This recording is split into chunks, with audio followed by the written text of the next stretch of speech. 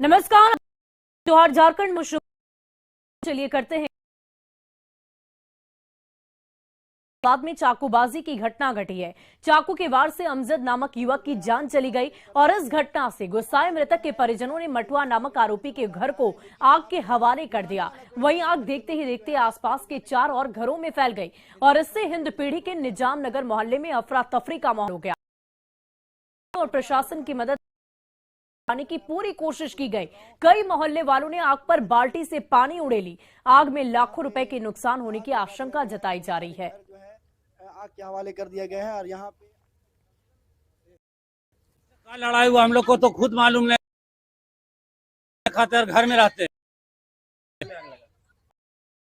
घंटा जय घर में 4 घर में लगा, 4 घर में, वो भी घर में बिल्डिंग में लगा। हाँ वो भी घर में बिल्डिंग में लगा, पूरा जल के पूरा हमारा एलसीडी टीवी उवी कूलर उलर फ्रिज उरिज सब नया लिए, जेवर उवर सब था, पैसा उसा सब। वहीं जमशेदपुर के बर्मा माइंस में बाइक सवार अपराधियों ने एफसीआई के ठेकेदार अजय में गोली लगवी है। उन्हें टीएमएस पुलिस अपराधियों की तलाश कर रही है।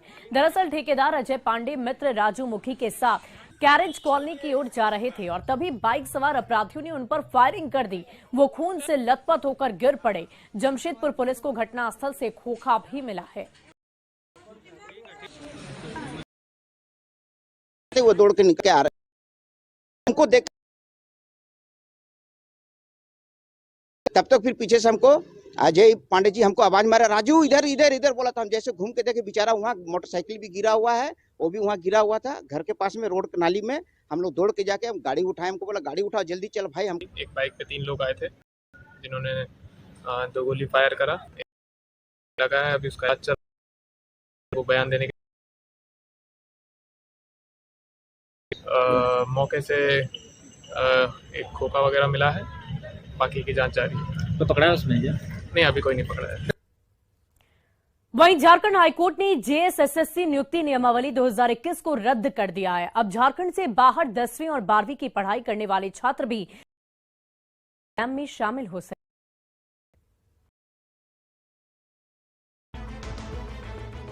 झारखंड हाईकोर्ट ने जेएसएससी स्नातक स्तरीय परीक्षा संचालन संशोधन नियमावली 2021 को रद्द कर दिया है। साथ ही इस नियमावली को सर्वोच्च अदालत के फैसले के साथ साथ संविधान की धारा 14 के तहत संवैधानिक करार दिया है। हाईकोर्ट के इस फैसले से नियमावली नियुक्तियां भी रद्द उन हजारों जो जेएसएससी की 2021 की नियमावली के तहत बहाल हुए थे।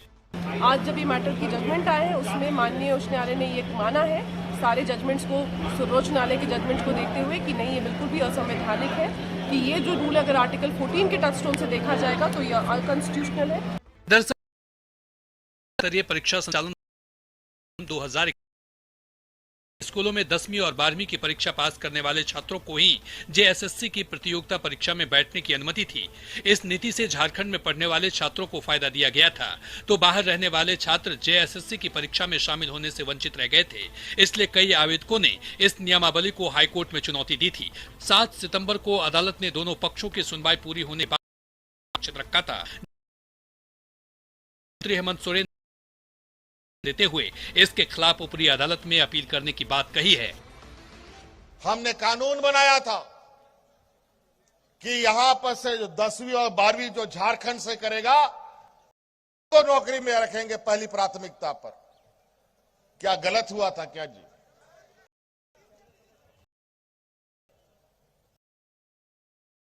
और बाकी राज्यों में 10वां 12वां चलता है और सब राज्यों में 10वां 12वीं रखा है लोगों ने। वहां पर कोई कानून को और कोई कोर्ट उसको रद्द नहीं करता है।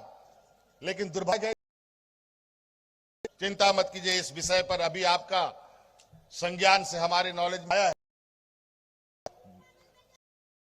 कानूनी जानकारी लेकर इस पर भी आप लोगों के लिए न्याय उचित कार्य कराने का हमारा प्रयास रहेगा। पूरे झारखंड के युवा अपने आप को ठगे हुए महसूस कर रहे हैं। आपके उन चुनावी वायदे जिसमें आपने कहा था 5 लाख लोगों को नौकरी देंगे और आपने इस बाबत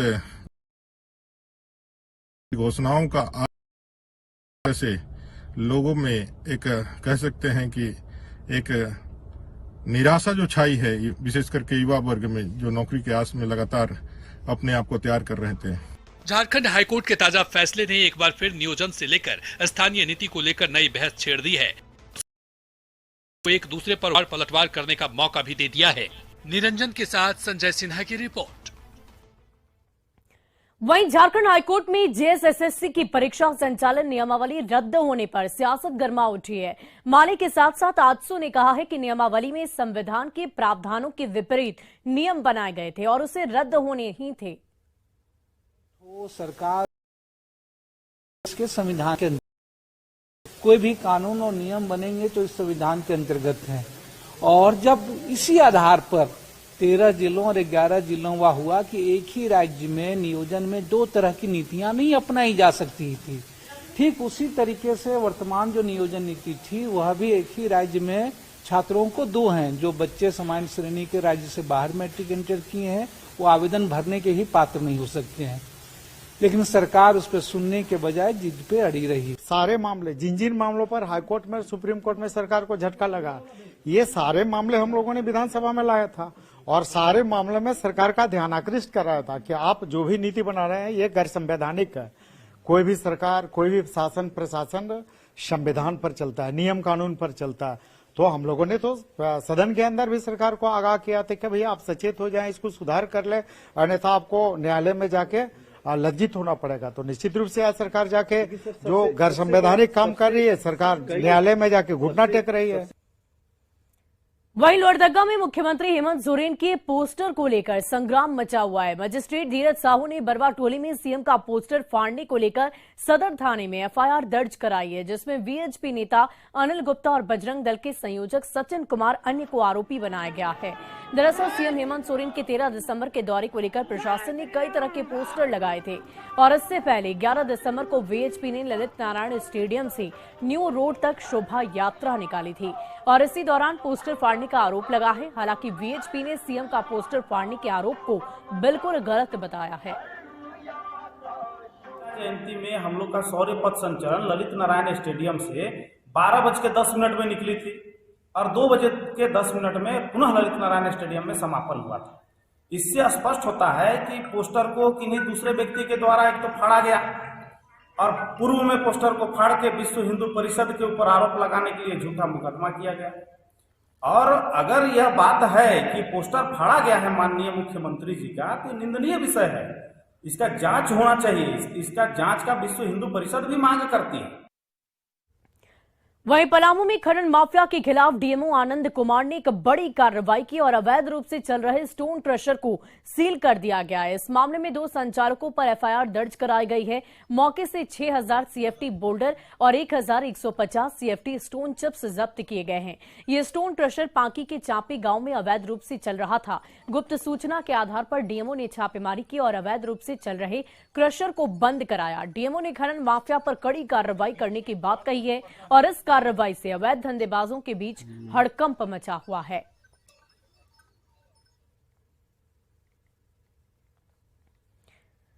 और बिहार में नकली शराब से लगातार मौत हो रही है और इस बार गिरिडीह उत्पाद विभाग ने बीते देर शाम नकली शराब बनाने के लिए उपयोग में लाई जाने वाली स्पिरिट को बरामद किया है।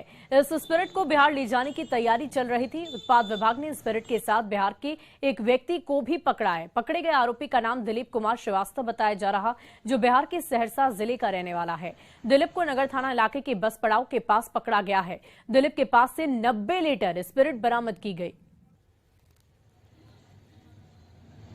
को जब ये पता चला कि स्टॉक हैंडओवर हो गया, जहां हम लोगों ने जाली उठाया था वहां पर नहीं था, वो बस स्टैंड इन कर चुका था। तो फिर वहां पर हमारी टीम जाकर के दबिश दिया और वहां से 3 जर्किन में 90 लीटर स्पिरिट प्राप्त हुआ।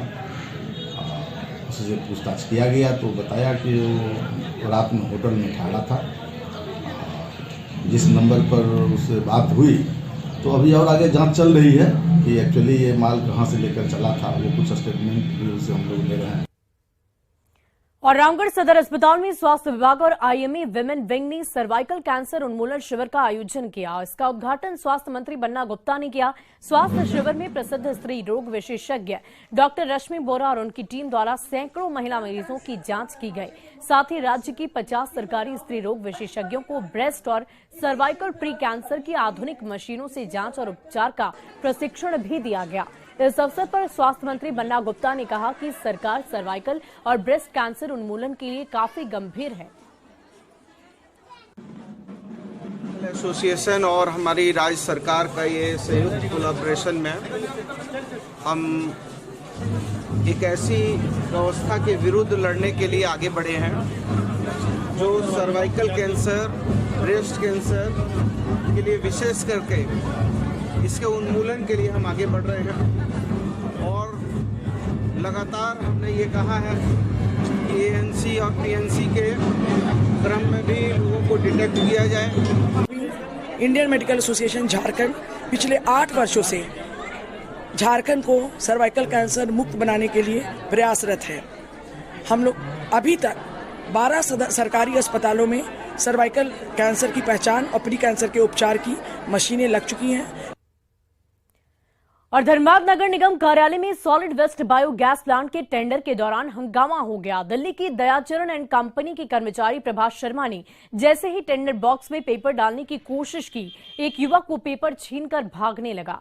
सुरक्षा कर्मचारियों ने उसे पकड़ने की लाख कोशिश की तो वो टेंडर पेपर वहीं पर फेंक कर भाग निकला। बाद में वो पेपर टेंडर बॉक्स में डाल दिया गया। जैसे भी है लेके दौड़ने लगे, जब लेके वो दौड़ने लगे तो बहुत आदमी मदद किया, आगे पीछे का वो ऑफिस का स्टाफ लोग माना कर दी।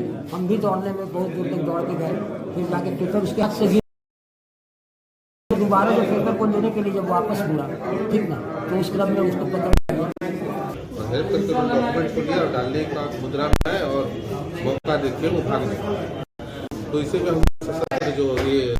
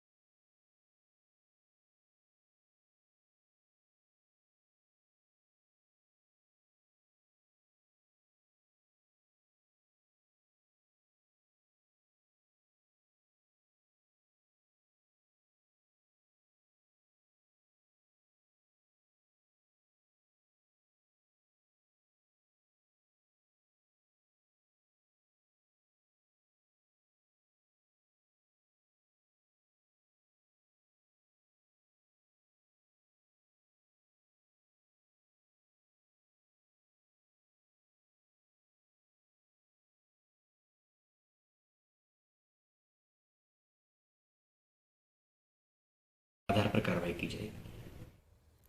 वहीं झारखंड में 15 दिसंबर को राज्य के 15 जिलों में ना तो किसी किसान ने धान बेचा और ना ही सरकार ने धान की खरीदारी की। ये विभागीय आंकड़ा है। जब न्यूज 18 ने इसकी पड़ताल शुरू की तो इस बात का खुलासा हुआ कि धान क्रय केंद्र सरकारी आंकड़ों में खुले हैं। मांडर के टांगर बसली में लैंपस में खोला गया धान क्रय केंद्र दिन के 12 बजे तक बंद था। इस भवन की दीवार पर कोई नेम प्लेट तक नहीं लगा था जिससे इसकी पहचान हो सके। मांडर के टांगर बसली धान केंद्र का जायजा लिया न्यूज 18 संवाददाता अविनाश कुमार ने। किसानों के लिए खोला गया धान अधिप्राप्ति केंद्र लगभग सभी जगहों पर बंद है। हम ये बात यूं ही नहीं कह रहे हैं, क्योंकि अगर आप मांडर के इस टांगर बसली लैंपस की भी तस्वीर को देखें तो ठीक वही तस्वीर है जो हमने आपको इससे पहले वाले लैंपस की तस्वीर दिखाई थी। यहां भी ये लाल रिबन लगा हुआ है। ये रिबन जिस भी माननीय ने या अधिकारी ने काटा है, उसके बाद आज दूसरा दिन है, 16 दिसंबर है और 16 दिसंबर को ये केंद्र खुला होना चाहिए था, लेकिन ये केंद्र बंद है, ताला जड़ा गया है, अंदर भी कोई नहीं है। बाहर की भी अगर आप बात करें, पूरे भवन में कहीं कोई नोटिफिकेशन, किसी तरह की कोई सूचना, कोई नेम प्लेट, कहीं कुछ भी नहीं है, सिवाय इसके कि लोग, जो दूर खड़े लोग हैं, वो बता रहे हैं कि यहीं पर कल बहुत सारे अधिकारी जुटे थे और यहां कहा गया कि जो इस क्षेत्र के किसान हैं वो यहां आकर अपना धान बेच सकते हैं। 15 दिसंबर की अगर हम बात करें तो पूरे राज्य भर में सिर्फ 53 किसानों ने 3000 क्विंटल के करीब धान कल दिया है सरकार को। ऐसे 15 जिले हैं, 24 में से 15 जिले हैं जहां 15 दिसंबर को किसी भी तरह का कोई भी क्रय किसी भी किसान के द्वारा, सरकार के द्वारा नहीं किया गया। तो आप समझ सकते हैं कि सरकार जो कह रही है कि पूरे राज्य भर में 596 के करीब ऐसे केंद्र खोले जाने हैं, और आज दूसरा दिन है और दूसरे दिन की हकीकत ये बताने के लिए काफी है कि सरकार सिर्फ औपचारिकता निभा रही है। सरकार के द्वारा ऐसे खोले गए केंद्र से किसानों को फायदा नहीं हो रहा, क्योंकि ये खुल ही नहीं रहे हैं, और जो अधिकारी हैं वो सिर्फ और सिर्फ आंकड़ों की बाजीगिरी से अपनी नौकरी बचाने में लगे हैं। कैमरा पर्सन प्रभाकर के साथ अविनाश कुमार, न्यूज 18 रांची। वहीं जमशेदपुर के दांदोडी गांव में धान की कटाई के बाद हर घर से ढेकी कुटने की आवाज आ रही है। ढेकी में नए चावल की गुंडी बनाई जा रही है, जिससे माता लक्ष्मी की पूजा की जाती है। चावल की गुंडी से बना पीठा प्रसाद के रूप में चढ़ाया जाता है, जिसे परिवार के सभी सदस्य ग्रहण करते हैं। हम लोग का खेतीबाड़ी होता है, खेतीबाड़ी के बाद जो धान लाता है, उसका बाद धान लाने के बाद हम लोग का एक रिवाज है, जो है वो धान जो पूजा करके लाते हैं, उसका बाद ये जो ढेकी जो है गुड़ी कूट रहा है, गुड़ी बोलते हैं इसको, उसका बाद उसको पीठा बनाता है, पीठा बना करके पूजा में लगता है, उसका बाद खाया जाता है। ये हम लोग का रिवाज है गांव में। क्या उपयोग ऐसे तो मकर पर्व जो होता है, टुसु पर्व, मकर संक्रांति में पीठा बनाने के लिए किया जाता है, जो गांव के लगभग हर घरों में होता है। लेकिन यहाँ जो माता लक्ष्मी की पूजा होती है, जो धान की फसल है, फसल को घर ले जाने के बाद माता लक्ष्मी के रूप में एक धान की बाली को विधिवत पूजा अर्चना करके घर के खलिहान में ले जाकर स्थापित की जाती है। उस दिन चावल का आटा तैयार करके ढेंकी से और उसका पूजा अर्चना किया जाता है। जो चावल का आटा होता है उससे पीठा बनता है, पीठा का पूजा करते हैं लोग यहाँ के किसान, और पूजा पाठ करके वो सब कोई प्रसाद के रूप में ग्रहण करते हैं। वहीं जमशेदपुर की शीला मुर्मू की खास पहचान बनती जा रही है। जिला मुख्यालय से 60 किलोमीटर दूर ढिरोल गांव में नवाडी टोला, जहां की शीला मुर्मू ने स्कूल में पढ़कर क्राफ्ट का काम सीखा और इसकी बारीकियां सीखने वो असम तक गई। वहां से लौटकर गांव के ही बच्चों और महिलाओं को क्राफ्ट वर्क भी सिखा रही है। शीला लकड़ी की घड़ी बनाती है, जो काफी खूबसूरत होती है। जंगल से लाई गई लकड़ी पर शीला कंप्यूटर से निकाल नई घड़ी की डिजाइन चिपकाती है और फिर जुगाड़ तकनीक के जरिए लकड़ी को ही काटकर घड़ी का रूप देती है।